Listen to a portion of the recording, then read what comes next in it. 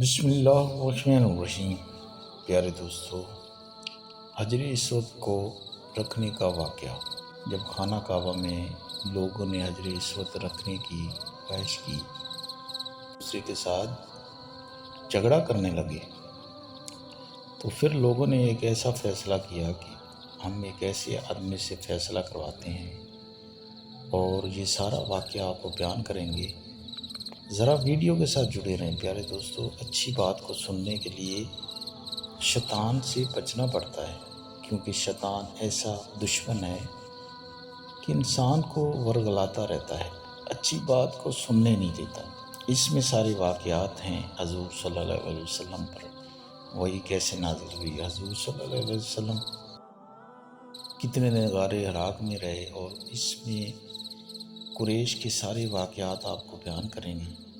Video تھوڑی لمبی ہے، لیکن ویڈیو کے ساتھ جڑے رہیں، کیونکہ اچھی چیز کو دیکھنے سے اللہ تعالیٰ دل کو صاف فرماتا ہے۔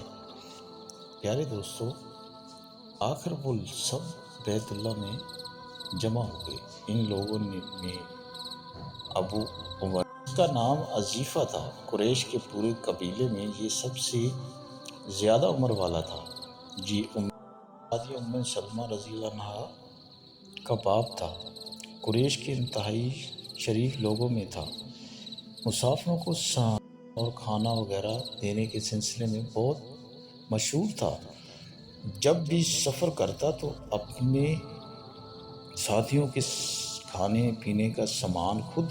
اس وقت اس شدید جھگڑے کو ختم کرنے کے لیے اس نے ایک حل پیش کیا۔ اس نے سب سے کہا، اے قریش کے لوگو، اگر جھگڑا ختم کرنے کے لیے تم یوں کرو کہ حرم کے صفا نامی دروازے سے جو شخص سب سے پہلے داخل ہوگا اس سے فیصلہ کروا لیں گے، تمہارے درمیان جو فیصلہ کرے وہ اس کو مان لیں۔ تو پیارے دوستو، یہ تجویز سب نے مان لی۔ آج اس دروازے کو باب اسلام کہا جاتا ہے۔ یہ دروازہ رکن یمانی اور رکن السود کے درمیانی حصے کے سامنے ہے۔ اللہ تعالیٰ کی قدرت، اس دروازے سے سب سے پہلے حضور صلی اللہ علیہ وسلم تشریف لائے۔ قریش نے جیسے ہی آپ کو دیکھا تو پکار اٹھے، یہ تو امین ہے، یہ تو محمد صلی اللہ علیہ وسلم ہیں، ہم ان پر راضی ہیں۔ اور ان کے ایسے کہنے کی وجہ تھی کہ قریش اپنے آپس میں جھگڑوں کے فیصلے آپ سے ہی کرایا کرتے تھے۔ آپ کی نہ بلا وجہ کسی کی مخالفت کرتے تھے۔ پھر ان لوگوں نے اپنے جھگڑوں کی تفصیل آپ کو سنائی۔ تو پیارے دوستو، یہ بات سننے والی ہے، حضور صلی اللہ علیہ وسلم نے کس طرح فیصلہ کیا۔ تو پیارے دوستو، ساری تفصیل سن کر آپ صلی اللہ علیہ وسلم نے فرمایا کہ ایک چادر لے کے آؤ۔ وہ لوگ چادر لے آئے تو آپ صلی اللہ علیہ وسلم نے اس چادر کو بچھایا اور اپنے دست مبارک سے حجر اسود کو اٹھا کر اس چادر پر رکھ دیا۔ تو اس کے بعد آپ نے ارشاد فرمایا کہ ہر قبیلے کے لوگ اس چادر کا ایک ایک کنارہ پکڑ لیں، پھر سب مل کر اس کو اٹھائیں۔ تو انہوں نے ایسا ہی کیا، چادر کو اٹھائے ہوئے وہ اس مقام تک آ گئے جہاں حجر اسود کو رکھا جانا تھا۔ اس کے بعد نبی کریم صلی اللہ علیہ وسلم نے حجر اسود کو اٹھا کر اس کی جگہ پر رکھ دیا، لیکن عین ہی اسی وقت ایک شخص آ گئے، بڑا اور تیز آواز میں بولا، بڑے تعجب کی بات ہے کہ آپ لوگوں نے ایک کم عمر نوجوان کو اپنا رہنما بنا لیا ہے، اس کی عزت فرزادی میں لگ گئے ہو۔ یاد رکھو، یہ شخص سب کو گروہوں میں تقسیم کر دے گا۔ پیارے دوستو، وہ شخص بھی آپ کو بتائیں گے کہ وہ کون تھا، تم لوگوں کو پارا پارا کر دے گا، کہ لوگوں میں اس کی باتوں سے ایک بار پھر جھگڑا ہو جائے، لیکن پھر خود ہی انہوں نے محسوس کر لیا کہ حضور صلی اللہ علیہ وسلم جو فیصلہ کیا ہے وہ لڑنے والا نہیں، لڑائی ختم کرنے والا ہے۔ چنانچہ حجر اسود کو نبی کریم صلی اللہ علیہ وسلم نے اپنے ہاتھوں سے اس کی جگہ پر رکھ دیا۔ مورخور نے لکھا ہے کہ یہ نجدی شخص دراصل ابلیس تھا، جو اس موقع پر انسانی شکل میں آیا تھا۔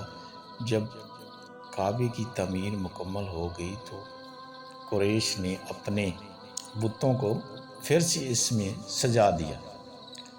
کعبے کی یہ تعمیر جو قریش نے کی چوتھی تعمیر تھی۔ سب سے پہلے کعبے کو فرشتوں نے بنایا تھا۔ بعد صحابہ کرام فرمایا ہے کہ زمین اور آسمان کو پیدا کرنے سے پہلے اللہ تعالیٰ کا عرش پانی کے اوپر تھا۔ جب عرش کو پانی پر ہونے کی وجہ سے حرکت ہوئی تو اس پر یہ کلمہ لکھا گیا، لا الہ الا اللہ محمد رسول اللہ، اللہ تعالیٰ کے سوا کوئی معبود نہیں اور محمد صلی اللہ علیہ وسلم اللہ کے رسول ہیں۔ اس کلمے کے لکھے جانے کے بعد عرش ساکن ہو گیا۔ پھر جب اللہ تعالیٰ نے آسمانوں اور زمین کو پیدا کرنے کا ارادہ فرمایا، اس نے پانی پر ہوا کو بھیجا۔ اس سے پانی میں موجیں اٹھنے لگیں اور بخارات اٹھنے لگے۔ اللہ تعالیٰ نے ان بخارات کی یعنی بھاپ سے آسمان کو پیدا فرمایا۔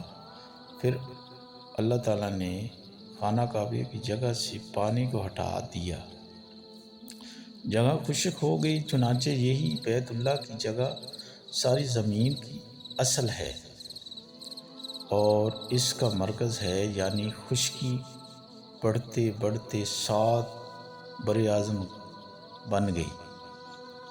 جب زمین زیر ہو گئی تو اس پر پہاڑ قائم کیے گئے۔ زمین پر سب سے پہلا پہاڑ ابو قبیس ہے۔ پیارے دوستو، پھر اللہ تعالیٰ نے فرشتوں کو حکم فرمایا کہ زمین پر میرے نام کا ایک گھر بناؤ تاکہ آدم کی اولاد اس گھر کے ذریعے میری پناہ مانگے۔ انسان اس گھر کا طواف کرے جس طرح تم نے میرے عرش کی ارد گرد طواف کیا ہے، میں ان سے راضی ہو جاؤں۔ فرشتوں نے حکم کی تعمیل کی۔ پھر حضرت آدم علیہ السلام نے خانہ کعبہ کی تعمیر شروع کی۔ اس کے بعد حضرت ابراہیم علیہ السلام نے خانہ کعبہ کی تعمیر کی۔ اس طرح قریش کے ہاتھوں یہ تعمیر چوتھی بار ہوئی تھی۔ تو حضور صلی اللہ علیہ وسلم کی عمر مبارک 40 سال کے قریب ہوئی تو وحی کے اثرات شروع ہو گئے۔ اس سلسلے میں سب سے پہلے آپ کو سچے خواب دکھائی دینے لگے۔ آپ جو خواب دیکھتے وہ حقیقت بن کر سامنے آتا۔ تو اللہ تعالیٰ نے سچے خوابوں کا سلسلہ اس لیے شروع کیا کہ اچانک فرشتے کی آمد سے کہیں آپ خوف زدہ نہ ہو جائیں۔ ان دنوں ایک بار آپ نے سعدیہ خدیجہ رضی اللہ عنہا سے فرمایا کہ جب میں تنہائی میں جا کر بیٹھتا ہوں تو مجھے آوازیں سنائی دیتی ہیں۔ کوئی کہتا ہے کہ اے محمد صلی اللہ علیہ وسلم، کوئی کہتا ہے کہ اے محمد صلی اللہ علیہ وسلم۔ ایک بار آپ نے فرمایا کہ مجھے ایک نور نظر آتا ہے۔ یہ نور جاگنے کی حالت میں نظر آتا ہے۔ مجھے ڈر ہے کہ اس کے نتیجے میں کوئی بات نہ پیش آ جائے۔ تو ایک بار آپ نے یہ بھی فرمایا کہ اللہ کی قسم مجھے جتنی نفرت ان بتوں سے ہے اتنی کسی اور چیز سے نہیں۔ وحی کے لیے آپ کو ذہنی طور پر تیار کرنے کے لیے اللہ تعالیٰ نے فرشتے اسرافیل کو آپ کا ہمدم بنا دیا تھا۔ آپ ان کی موجودگی کو محسوس تو کر لیتے مگر انہیں دیکھ نہیں سکتے تھے۔